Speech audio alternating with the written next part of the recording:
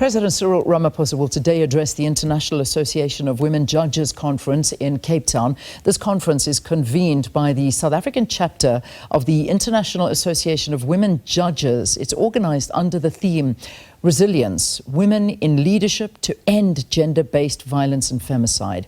This is the first time the conference is hosted on African soil, and it brings approximately 900 judges, magistrates, legal professionals and policymakers from across the world to address the global scourge of gender-based violence and femicide through judicial leadership and activism.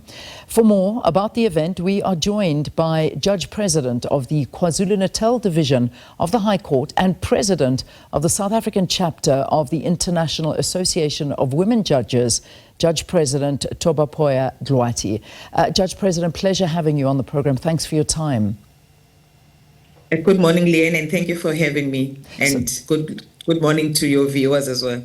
So you are hosting the 17th Biennial Conference of the International Association of Women Judges. So let's perhaps talk about a bit about this conference. How long has it been around for, and a big step that's first time in Africa? Yes, in fact, it's the 17th Biennial Conference of the International Association of Women Judges. It's being hosted for the first time in South Africa. It has been hosted about 2 times in Africa. So that's how it has come about. It has got more than 100 members. And currently we have about more than 45 countries that are registered to attend this conference. As you have correctly said, it's judicial officers, being judges, magistrates, and legal professionals. I mean, globally, gender-based violence and femicide remains a multifaceted social issue in this 21st century.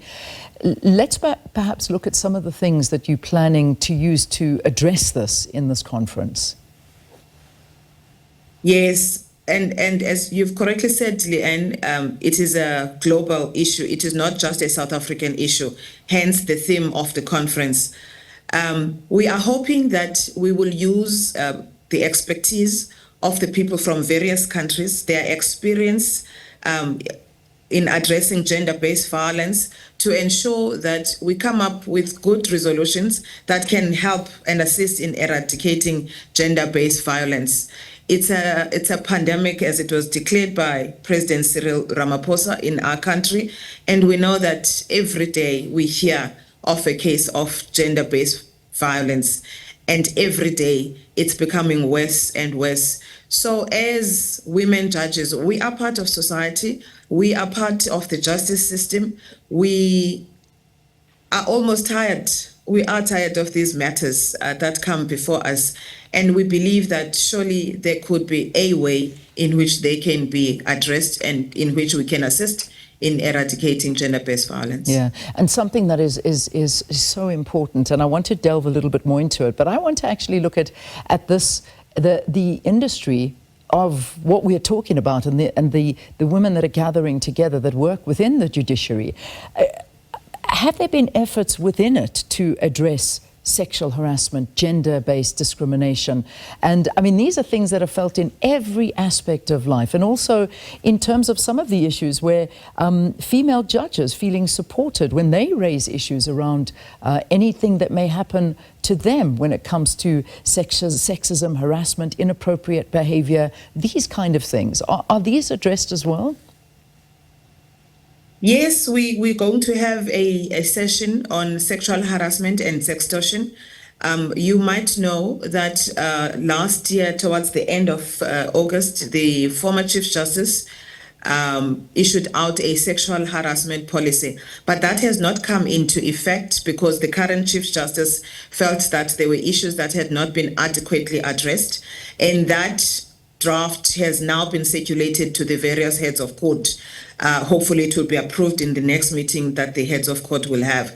That policy on sexual harassment will assist and will go a long way in ensuring that female judges, magistrates, and all the legal professionals that come within the justice system are protected.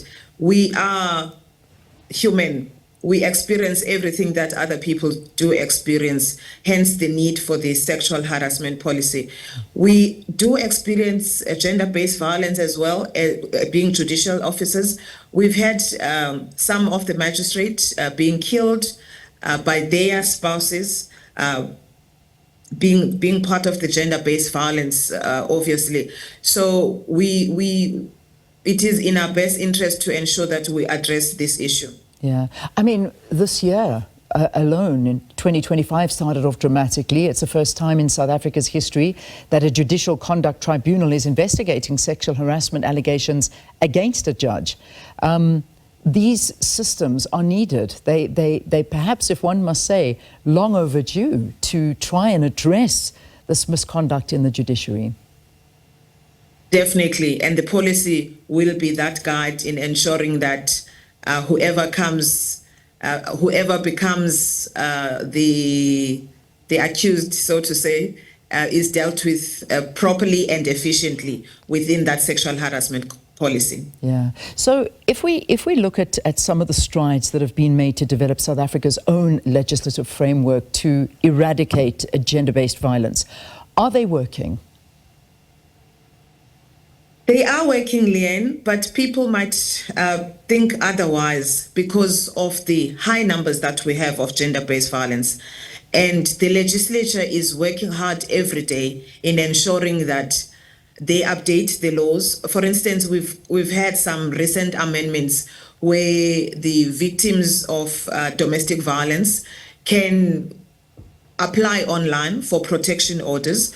They can be interviewed through the virtual platforms. So they are working, but I think the pandemic is just too hard for it to be controlled. We've had laws that have prescribed minimum sentences for the offenses relating to gender-based violence. They are working, but they are not working as efficiently as one would want them to.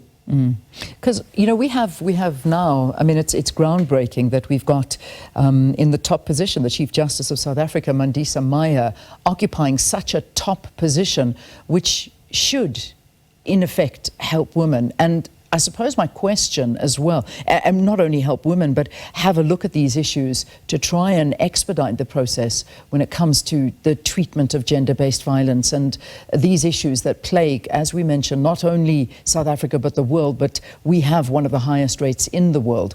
Are women occupying the leadership space in the global justice enough, and are they using it to address the well-being of women in the world and in the judiciary as well?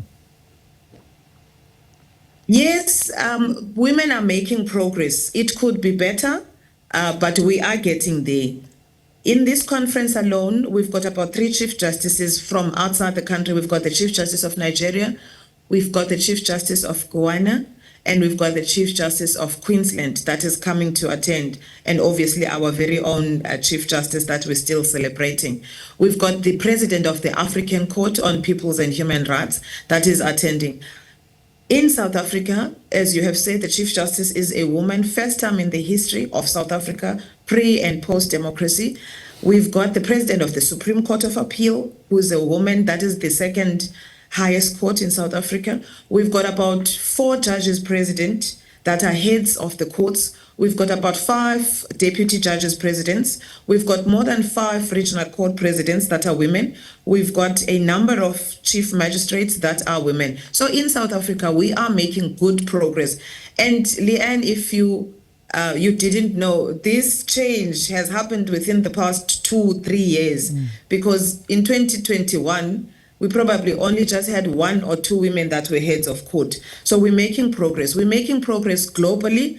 And you know that the Chief Justice of Ghana, the Chief Justice of Kenya, just within Africa, are women. So we are making progress. It's slow. Hence, we need to push, and hence the need for this association of the women judges to ensure that women are represented in all the hierarchies of the judiciary. Yeah. And women obviously take the lead in ensuring that the well-being of judges is looked well after, because of the very nature of the fact that they are women, their nature generally, but also because of their own experiences, they know what it means to have people well when they preside over these matters. Yeah, and so important, because one can't help but remember what some of the things that the Chief Justice Mandisa Maya actually spoke about during her interview for this top position.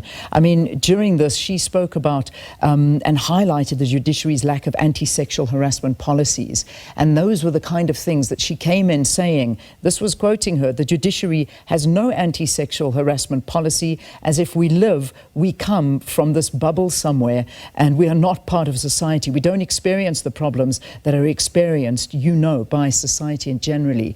And these were strong words to have been spoken at the time, and ones that we hope will be addressed, and this is a brilliant platform to do that. So just in conclusion, obviously the President will be there as well. What are we hoping to achieve by this gathering? We're hoping that we'll come out with groundbreaking resolutions, will take away the experience and the expertise from the various judicial officers that will be here, to ensure that we contribute to our own country to eradicate the scourge of gender-based violence and femicide. We want to take away the experience and expertise to ensure that the wellness of the judicial officers comes to the fore when it comes to the issues of workplace. We want to ensure that we have a better society as South Africa, as the world, that ensures that women's rights are equal to people's rights. We must not be treated like just this marginalized community. We must have a rightful space on the table that we ought to occupy. And our Chief Justice has correctly said, we are part of society. We must be recognized as such. She is a capable, intelligent woman who is not afraid to articulate what she believes should happen. So we have full confidence in her, and we are fully behind her to support whatever changes that are needed to ensure that we deliver justice to the people of South Africa, of the world, efficiently, effectively, and to ensure that people have access to justice. All right. Thank you so much for joining us. Thoba Portia-Dlwati is the Judge President of the KwaZulu-Natal Division of the High Court and President of the South African chapter of the International Association of Women Judges. It's happening today, that 17th Biennial Conference. The President addressing it, no doubt. We will bring that to you on SABC News.